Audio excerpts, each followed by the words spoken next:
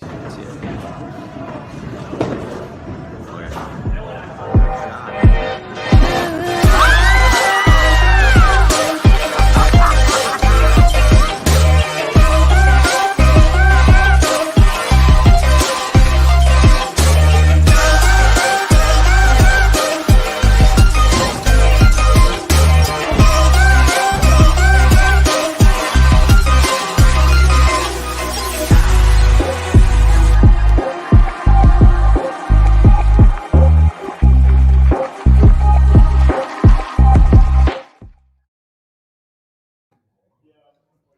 Hi, everyone. This is Overdose and Chill, episode 89.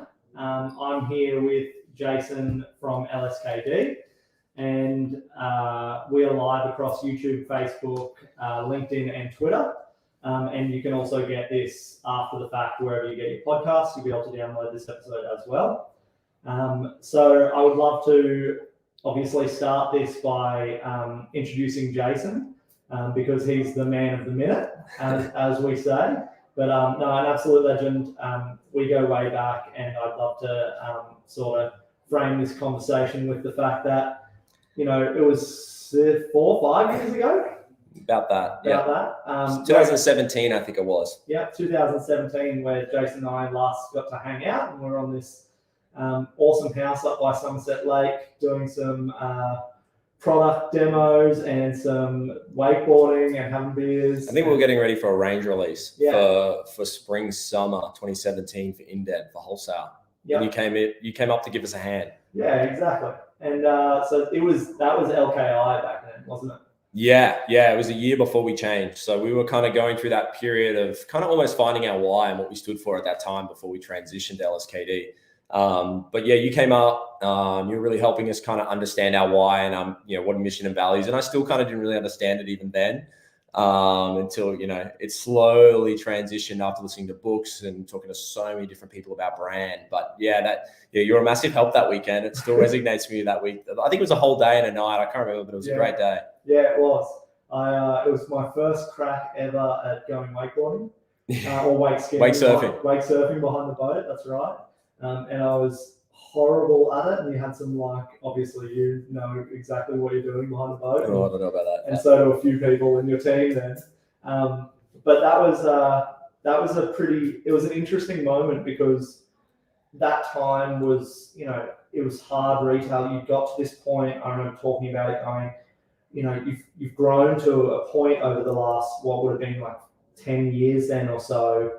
And you got to this point, you kind of hit this glass ceiling, right? Where you're going trying to work with retailers and getting them to work with you, getting them to understand the brand and get that kind of that support. You're in a bunch of majors. You had a really solid business, but you were trying to figure out what's next for the brand, and understanding how to approach that. Obviously, probably is where this LSKD story starts, because LKI and the business that I knew you running is completely different to this absolutely incredible office that you're in today that you just gave me a tour of. So for everyone watching at home, Jason just took me around this absolutely incredible building. Behind us is his showroom.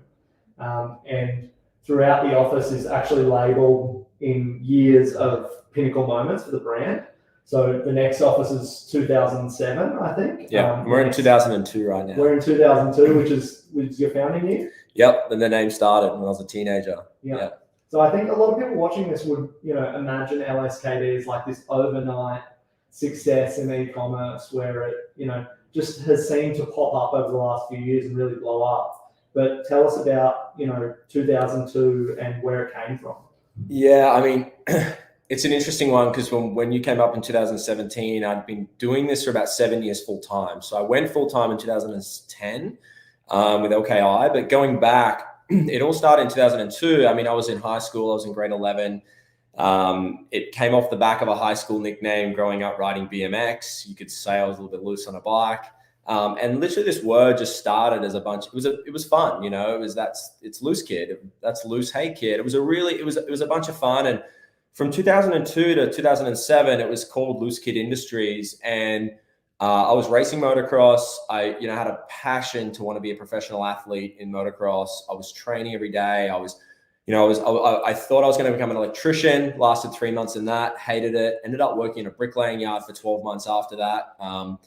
And with that journey of working in the bricklaying yard, I had a day off a week to go riding. Kind of figured out I wasn't going to be a pro athlete, but at the same time, I wanted a career.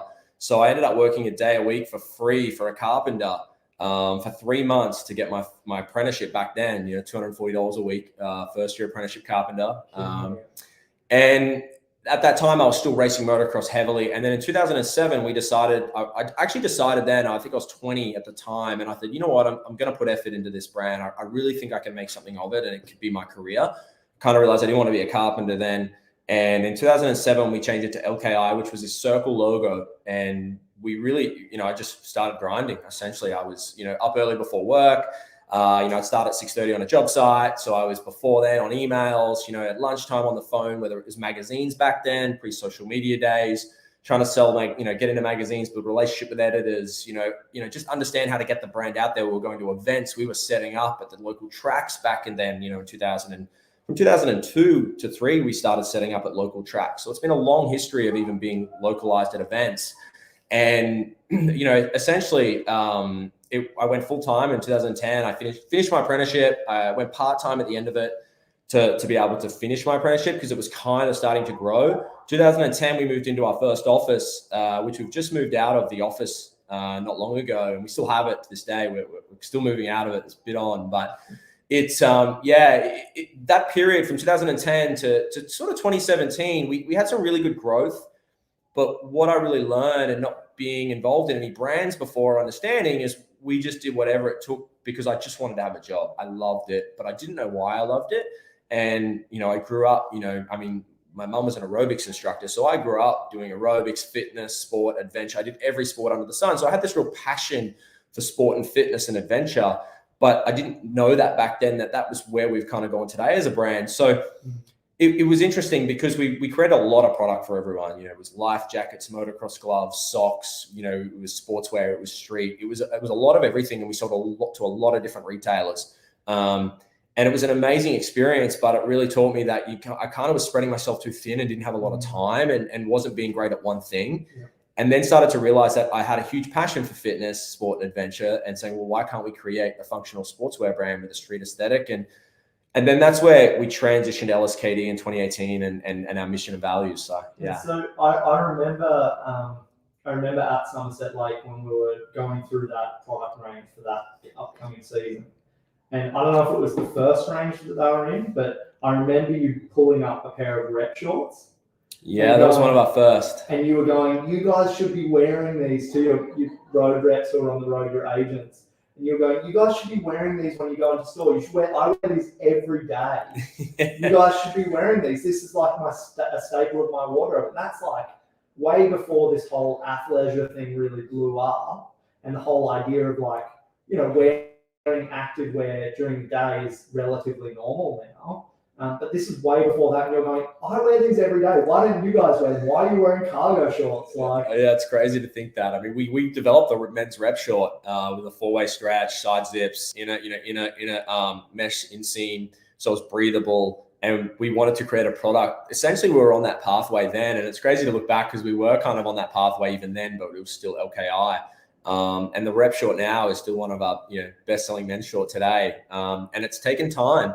And, we're constantly refining it. But yeah, I mean, I did everything in it. I even ran a marathon in them. Wear them to the office. I train in them. You still wear them? Yeah, every day. Even sometimes sleep in them. I wear them a lot. We have a lot of range. I wear different shorts now, our comp shorts. I'll train in as well. And then we're really developing a lot of different fabrications, different performance shorts. But yeah, that short was the pinnacle short. I mean, I even mountain biked in that short. I did everything in it. And even back then looking at it was kind of the pinnacle product. And that name Rep really moved across into our women's Rep Tight, which is something we spent about 18 months developing. It was about 15, 18 months developing that one product. And we called it Rep because it had this iconic name, that your Rep, it kind of had this name around it that we wanted to be iconic. So yeah, it's thinking about it 5-6 years later when we developed it, it's only really starting to come to life now even. Yeah. It's so interesting that Was that rep short called because you had road reps back in the day? Like, because was that what it was? No, Dylan, our head of design, he named it the rep because it's kind of like rep, like you do reps in the gym, repetitions. Like it was kind of that name of like rep, like you can rep in this shot and kind of do anything in it. And that's how it was originally developed. It's interesting. I never thought of it like sales reps, but that's how we transitioned it. Yeah, interesting. And so now you kind of got to that point, 2017, you were asking all these questions about why. Talk to me about that process that you went through that took you from LKI as a retail heavy brand where most of your presence was on racks in stores to the e-commerce powerhouse of LSKD. How did you make that transition? What was the why questions you were asking? I mean, there was a lot. The brand was doing well, but it wasn't doing that well, and we were spreading ourselves very thin. And to be honest, I didn't.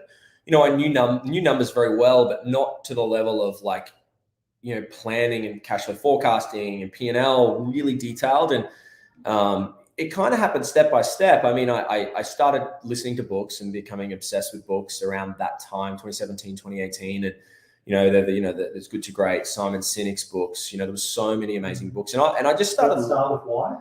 Start with why, find your why. And I just really intricately started listening to these books from a different place.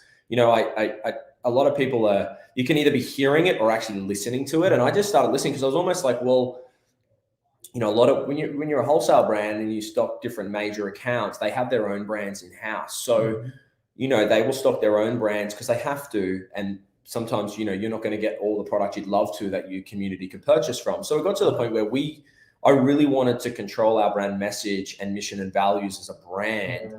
But I didn't really know how to. And we were so inspired by so many other growing e-com brands, that inspired us to go, well, how do we do this from Australia? How do we create an amazing, e-commerce brand from Australia and create, global jobs from Australia? That really inspired me. But we had this word, chase the vibe. You keep going. But so I was just going to jump in there because that's one of the, obviously I grew up on the Gold Coast. Well, I actually grew up on the Gold Coast, Queensland. Place called Beachmont, a really small town, and you grew up in a relatively small town, but you've decided as well to not place your office in Brisbane or the Gold Coast, which is a traditional business hub, I suppose you'd call it, but you've placed it in Logan, which is around where you're from. Yeah. Talk to me about that decision and about staying sort of as local as you can as a global brand. Yeah, well, I mean, once we found our mission, which is to inspire people to chase the vibe through sport, fitness, and adventure, and once that kind of got solidified as a team and we worked on that together, I really wanted to be authentic and not think I had to be something I was not. And I grew up in Logan, went to school. I still, live in the area. I, love it. And I actually rode dirt bikes on the land we're on today.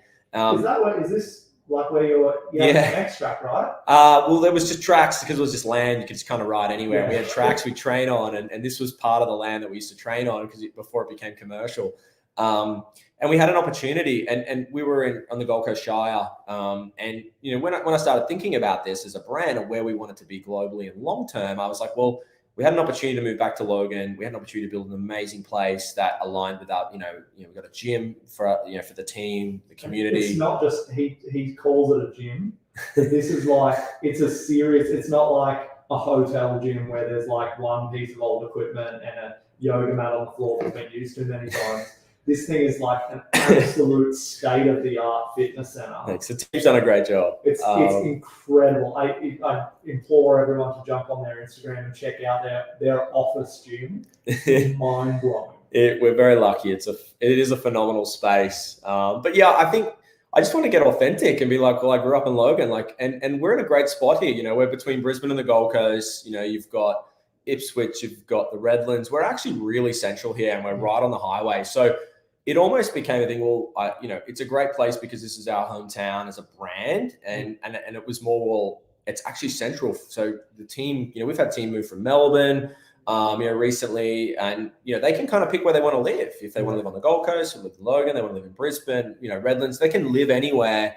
So we're kind of a central hub here, which I think has also been phenomenal because it allows people to choose where they want to live. You know, if they're moving or, you know, wherever they live and they join the team. So I think that also played a part, but it was also just, we were really lucky that it was kind of our hometown as a brand, and we wanted to celebrate that as well. Okay. So you've got, we've gone from, you know, 2002 to 2007, then to the 2018 transition of brand to e-commerce, you know, or retail to e-commerce. We only closed our wholesale business in 2020. Okay, so there's a lot that happened in that 2018 to 2020 period. Okay. It was when we changed the brand, we'd already had LSKD on product from around 2016, and our community started buying LSKD on product larger than LKI. So right, so it was fully community driven. The community went, we like this version better. Yeah. Our team, we had athletes, our community, and I started showing them both logos. Really simple. Like, it was, which one do you like better? We kind of have to split it here. We can't have both. We got to have one. I got to keep it simple because I'm confusing everyone again. So and everyone said LSKD, and I was like, you know what, I'm going to listen to everyone else, and I'm going to pick this logo that I personally love. I loved it, but I didn't want it to be almost my decision. Yeah. And then when we did it, we transitioned to LSKD in September 2018. Yeah.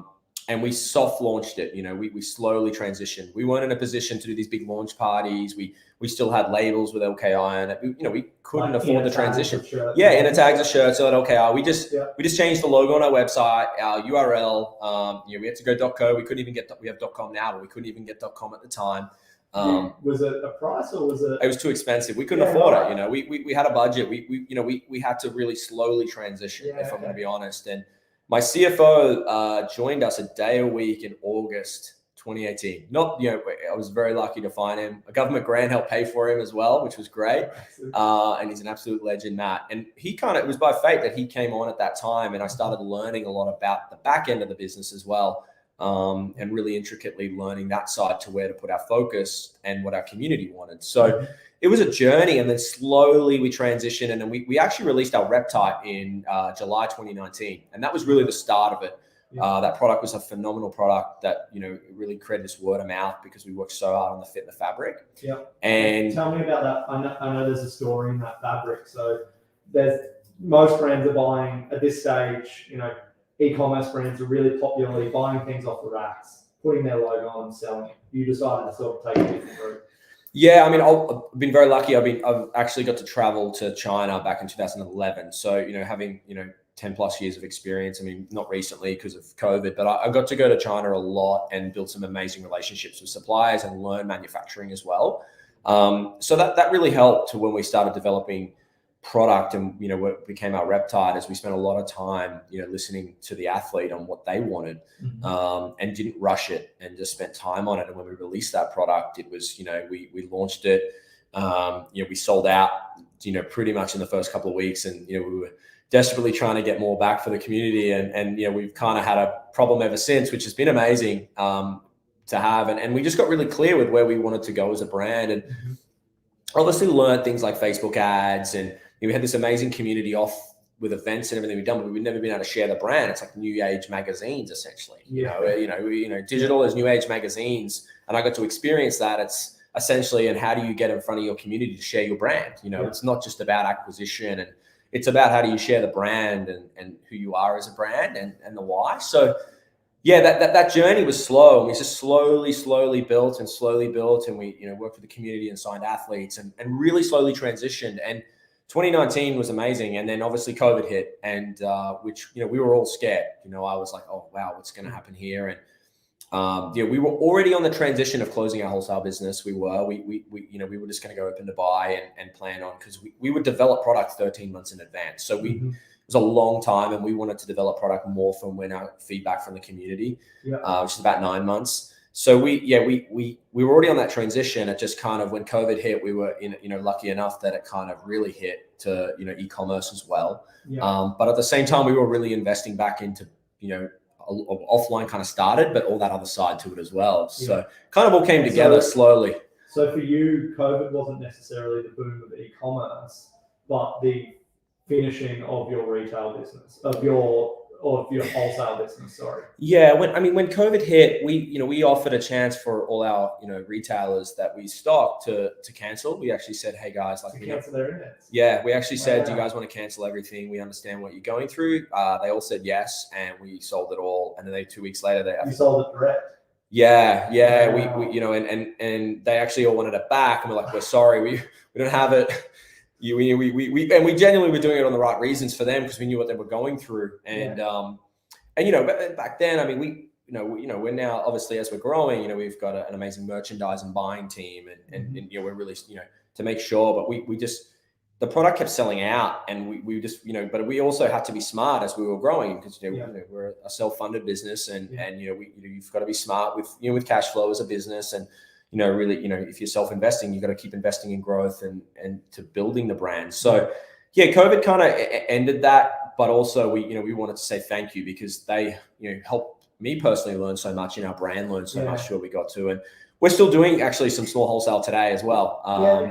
We are back into like local community gyms and things like that where our community is. So it's not like we're not completely out of it now, but it's, stuff with international as well. But yeah, that's a... So talk to me about, like, you and I have a similar history, and I don't know if you know this about me, but I spent the first part of my career driving into retail stores and trying to sell leg ropes and surfboard wax and fins and things like that, and working with independent retail. And how has that, for me, that's always been something I've gone back to where, if we're working with the client, I like to go to their shop floor and see how the product is selling on the floor, how it's merchandised in store, how they're communicating their brand.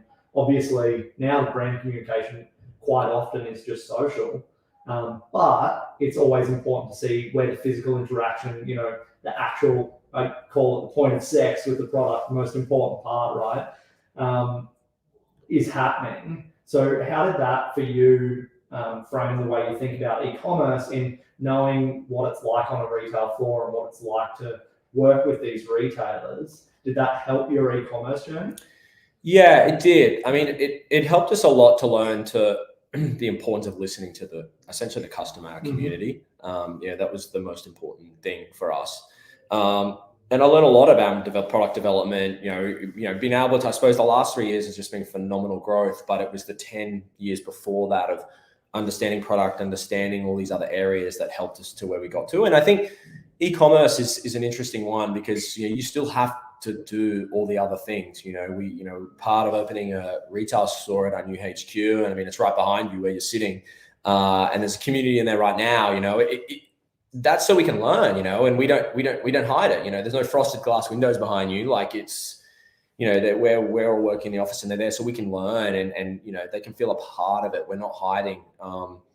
So I think it's always evolving. I think where it's going, I think is going to evolve with e-commerce. I think retail's coming back, stores are coming back, that experience is coming back, events. I think that's all coming back. And I think a lot of brands in e-commerce are thinking that right now. It's just, how do they do it? I think, one of our values is move fast, break shit. So, we kind of fail. Ours is get shit done. So very similar. So, we fail forwards and when we ask the question, it's like, how does it line back to our mission? So, we're in that, kind of in that spot now of where we're doing little events and, we set up an event at the Torian Games, which was phenomenal, where we had to pop up there and we just kept it really simple.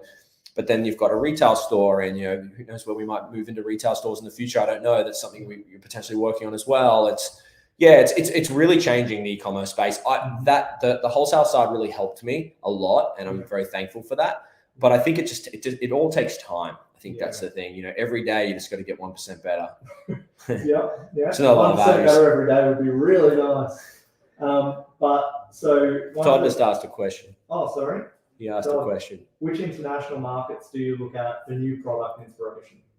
It's a good question. We have a thing. We don't have competition. We set the standard. Going back in the previous days, you would have experienced, Shane. A lot of brands always looked at what a lot of brands were doing, and coming out of wholesale, we really wanted to stay in our lane. I mean, America is, we're really starting to build our brand in America. So we're getting a lot of inspiration from our American community right now for product inspiration.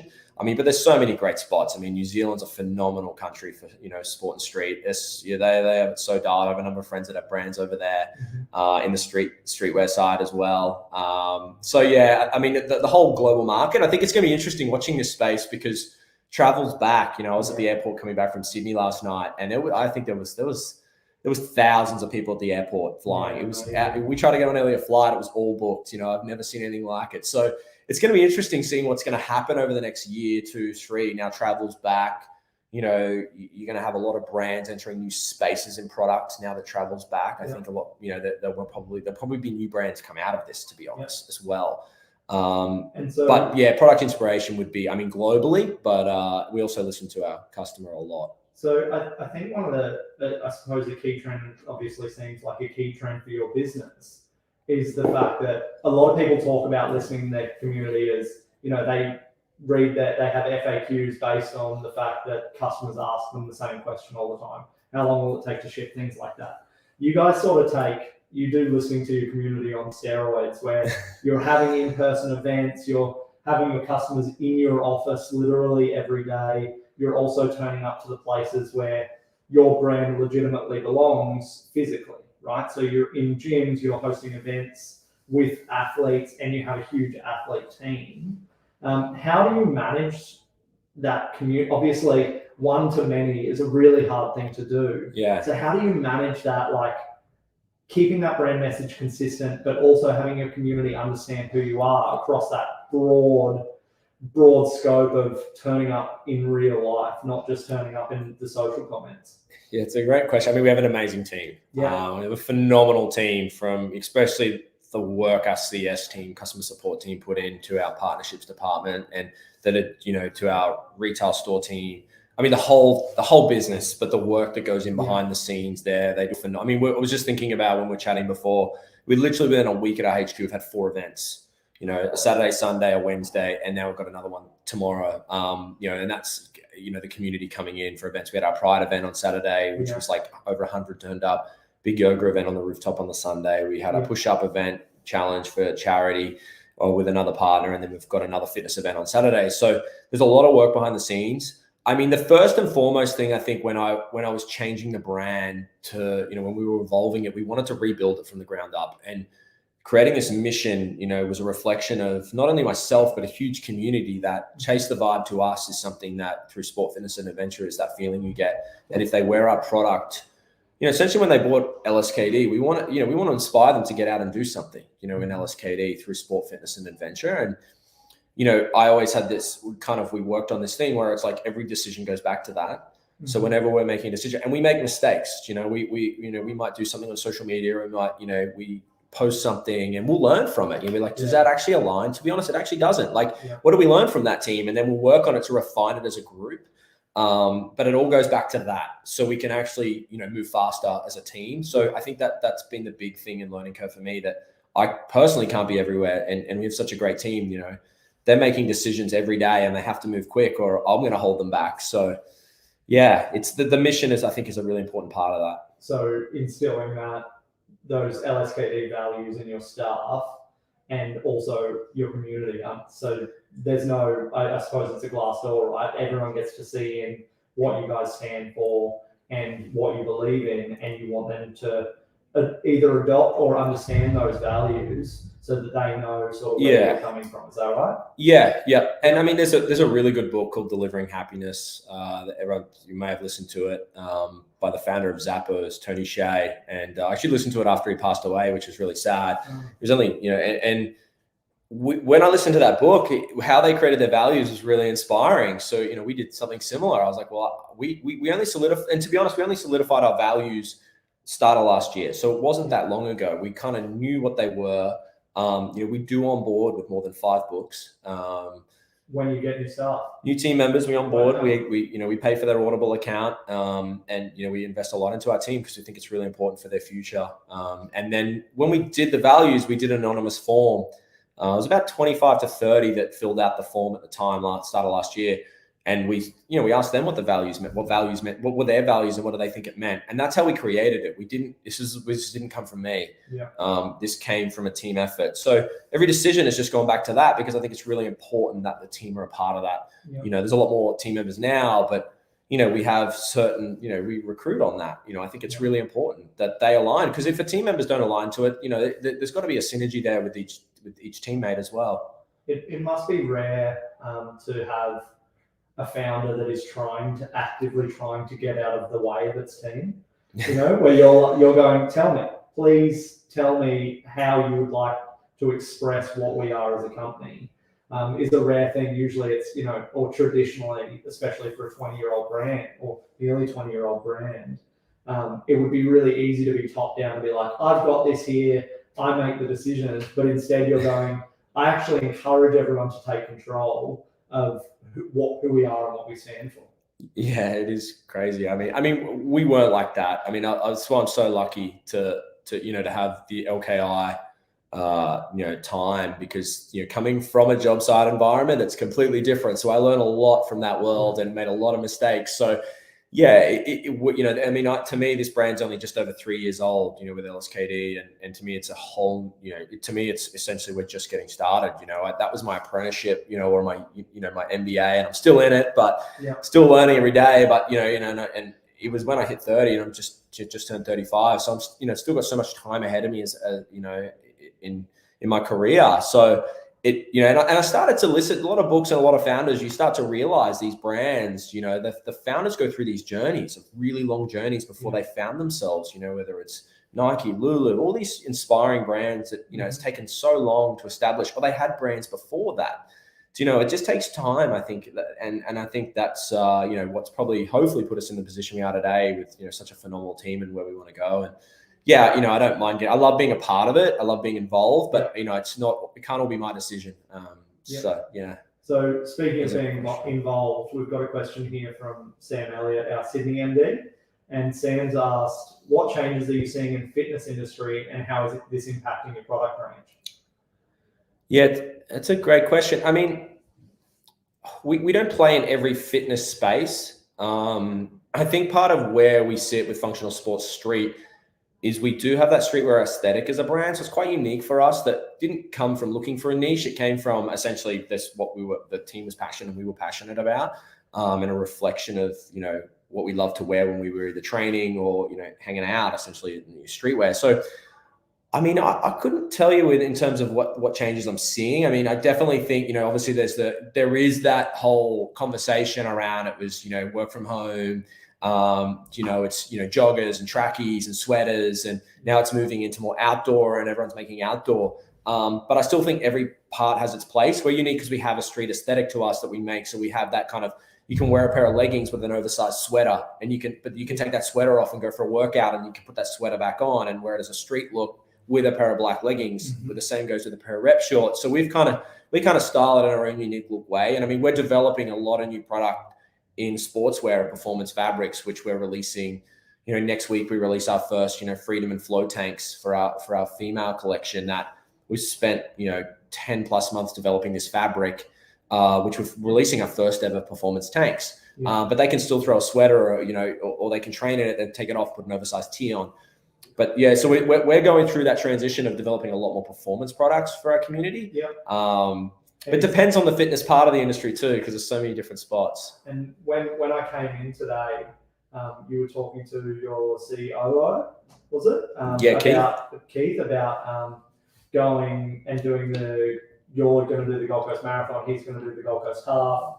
As I look around your office, and when we went for the tour of your gym, there was someone doing a bench press workout, and it seems like that's really actually instilled in your community, that you guys are all passionate about different parts of, I suppose, a fitness journey. And I'm sure that's driving a part of the way you develop product, is people would be wearing it every day and using it every day. Now, I've gone from the gym in the office to being in the office, and I don't want to have 9 different outfits in a day.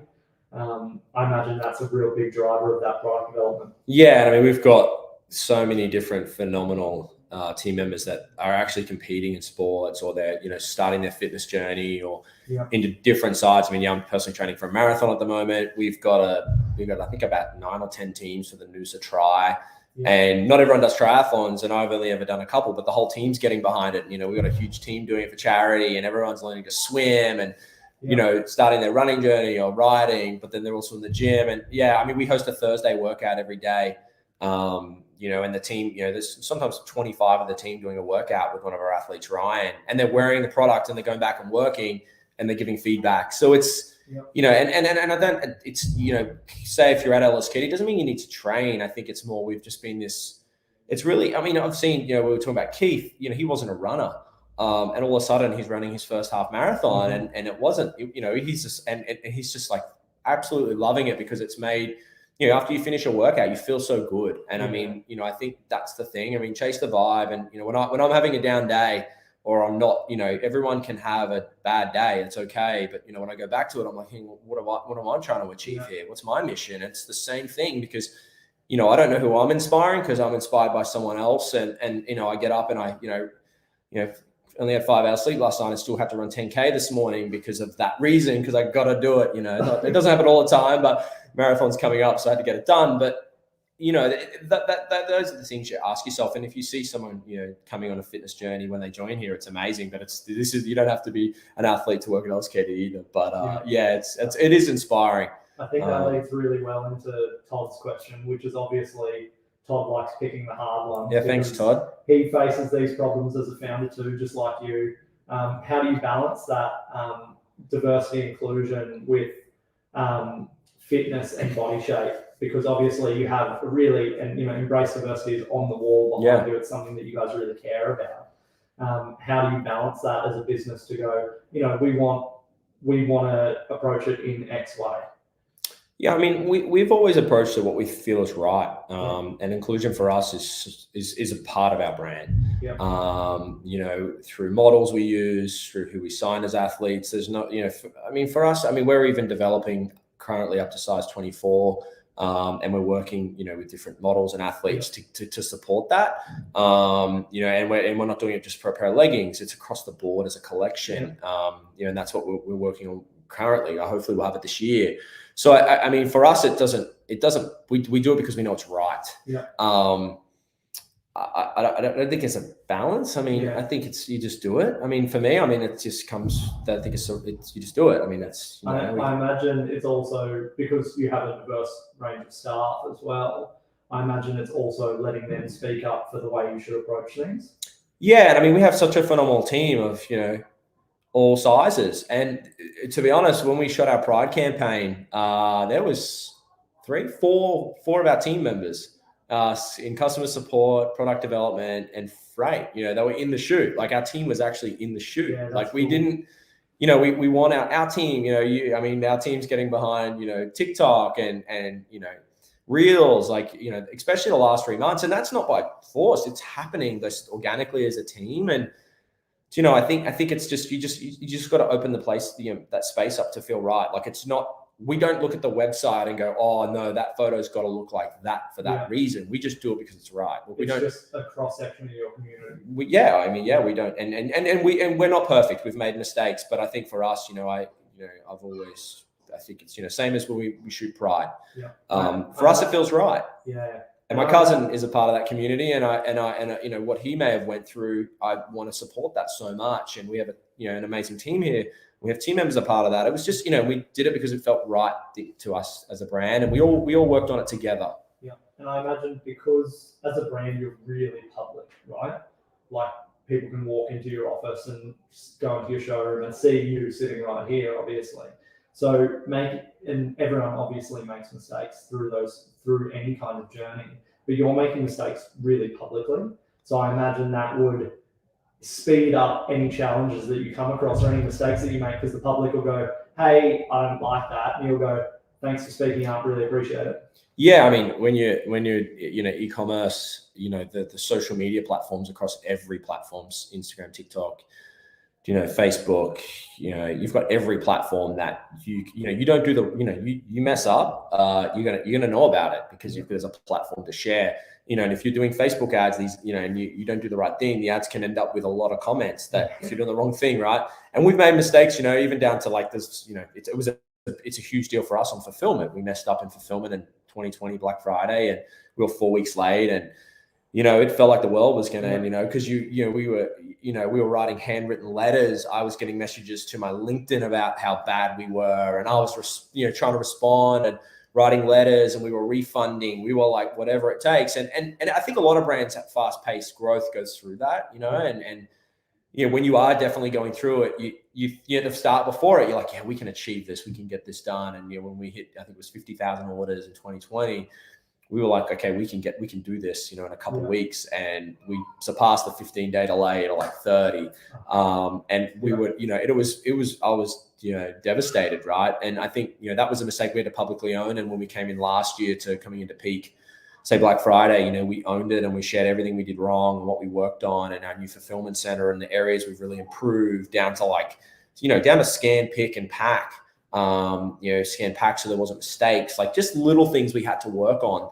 And we just shared it. I think we just felt it was right to share it and storytell it, because there's so many people out there doing this, growing a brand or business that makes mistakes every day. And we're like, well, if we share it, then they know we're going through it and we're with them. We want to learn from them.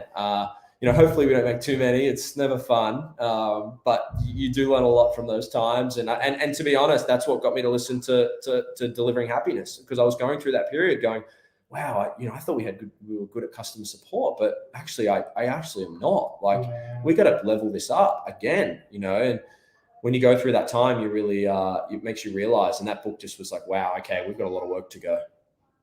Cool. So Jason, our Chief Googling Officer, as I like to call him, has asked a good question.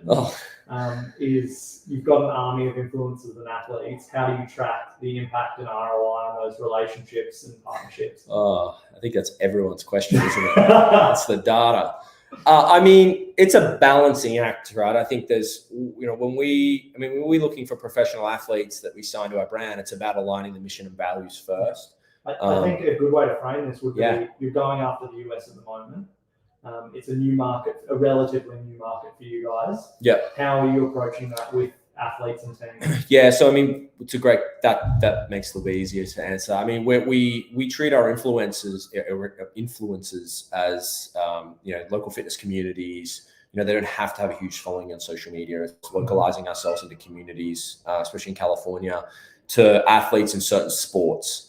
We look at certain sports that we want to work with that we feel ties back in functional fitness, and we tie that back. From an influencer strategy, we don't really look at that from, our influencer is the functional fitness athletes, essentially. So that's how we treat it.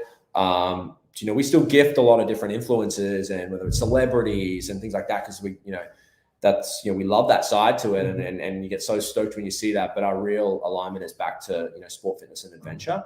But tracking an ROI is a tough one, because I think if you get too metric driven on that, it can become you just become a data driven business based off that. I think you've also got to know what is, you're looking at the athlete, of how you celebrate them as an athlete and bring them to life through storytelling. And when Logan Martin won a gold medal, we did a billboard for him, and he had no idea about the billboard. So, we worked with his wife on it, and Kim, and then we did the billboard, and had a mass, had a small LKI logo. It was more about him. On the highway here, right? Yeah, because he grew up in Logan as well, and we didn't tell him. We took him for a coffee, and we're driving past, and he's like, and for us, that's an impact. It goes on social media, and that's an impact, but we didn't track, whether it's the CAC cost or how that works. But there's so many avenues to tracking the impact and ROI. It's a great question, but I think it's also how do you bring an athlete to light and story tell them is a really important part. Got one from Janine here as well. Thank you for that answer, by the way. That was a cracking. Hope I got it okay. Yeah, you definitely did. What do you think is going to be the most important element in your marketing mix, or a brand's marketing mix, in the next 2 to 3 years? So looking at the future, what are you excited about? What are you excited about bringing into your mix? In marketing? I mean, there's a number of things. I really believe omni-channel experience is going to be really important in marketing. And if you were talking before, a lot of e-com brands may have just been e-commerce only. I grew up through times where, we sponsored, say, an MX Nationals for 3 years, 10 events a year. I was at every single event, working with it, having booths at these events, setting up stands and talking. I personally think those days are coming back. Yeah. Everyone's keen to get out again. Everyone's keen to be back at events. I think there's going to be this balance, and how do you balance it? I don't know, because there's a lot of moving parts to doing, local events. If you're going to set up stores, pop-up shops to, I think the thing I'm most excited about is being really clear on where we want to play where we are as a brand in functional fitness with our community. Yeah. And, where we want to go as a brand and really inspire people is one of the most important things to us, and create amazing product for them. And using our raw materials and fabrics. It's going to be an interesting one. The omni-channel experience, I think, is going to be huge. Yeah, cool. And tying it back, I personally think, because I've watched it in 2009 and 10, 11, and I think everyone's thinking the same thing. I don't think it's a secret or anything. You can watch all these brands now opening stores, and it's happening. So I think that's going to be probably one of the most exciting things to watch in the next few years. Yeah, it's not what I expected you to say, definitely. Because what did you think I would say? Well, the easy answer is something shiny, right? Like 12 months ago, it was Clubhouse, and people were like, "This is the new thing, and it's shiny, and it's a new tool, and how brands can use it." You've kind of picked the hard answer, where you're going, "We're going to do more physically. We're going to show up in location and be present in the market." Is way harder than going, "Oh, I'm going to, pump out a new campaign on a new platform." Yeah, it's a good point. I mean, you got to do that too. That's just as important. I mean, we do, we're constantly creating content. We have an amazing team here creating content every day. That's a part of it, but I think you've got to have it. When I mean omni-channel, I also mean social is just as important. But making sure that you got to get it right, because you sometimes can't do it all at once either. You got to slowly build into it. But you're right. So I mean, social plays a big part of it. But I mean, it's all changing, with iOS and all these different factors that are coming in. I think a lot of brands, especially in the US, are thinking about this a lot, because, tracking's not as correct. All these things are happening right now with what happened with iOS update. And so, it's, getting to travel to the US recently for a couple of weeks, I got to learn a lot from that and what everyone's talking about. So I think it's going to evolve a lot in the next 3 years. Yeah, absolutely. I think you're right. So I think that's a really good way to round this out, because we sort of went from 2002 Loose Kid Industries to 2007 LKI into LSKD. It's been a journey. 2018ish, and now you sort of touched on the future. Obviously, you're not a guy that sort of pertains to have a secret sauce. You're a guy that wants to put in the work and show up every day and build your brand with the 1%, rather than the shiny new tool or secret sauce that's going to do that. I'm personally really excited to see the future of the brand. I think and you've come to an amazing position here, and you've got to give yourself a whole bunch of credit, and your team a whole bunch of credit for, growing a brand in a place, in a region, with this team that you have, to something that's revered globally is nothing short of incredible. And I think you are, and your team are now those people who other brands will look to and will be like, "Man, I really just want to get to that position." But it's taken me 20 years hard work, and I think it's just absolutely incredible, and we really appreciate you taking the time to talk to us today. Thank you. Because I personally think you're a wonderful guy, and you've built a beautiful business here. So we're looking forward to seeing what you're doing next. Yeah, thank you. I really appreciate it. It's been great, and to be able to share the story is cool too. So appreciate it. Thank you so much.